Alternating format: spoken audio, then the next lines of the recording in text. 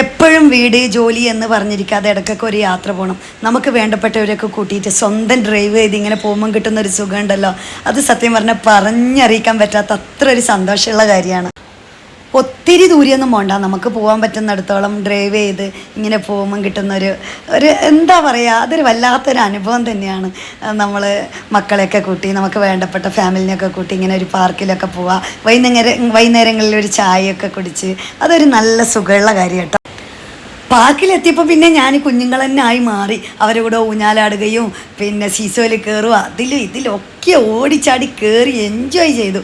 സത്യം പറഞ്ഞു കഴിഞ്ഞാൽ വല്ലാത്തൊരു സന്തോഷമായിരുന്നു. ആ ഊഞ്ഞാലിലൊക്കെ കയറിയപ്പോൾ കുട്ടിക്കാലത്തേക്കുള്ള ഒരു തിരിച്ചുപോക്ക് തന്നെയായിരുന്നു. നമുക്ക് ഈ ഭൂമിയിൽ ചെയ്യാൻ പറ്റാതായിട്ട് ഒന്നുമില്ല, നമ്മളത് ശ്രമിക്കുന്നില്ലെന്നേ ഉള്ളൂ.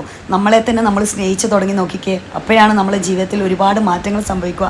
ഭൂമിയിലുള്ള കുഞ്ഞു കുഞ്ഞു സന്തോഷങ്ങൾ സ്വയം കണ്ടെത്തുക, അപ്പോഴാണ് നമുക്ക് ജീവിക്കാനുള്ള പ്രചോദനം കൂടുതലായി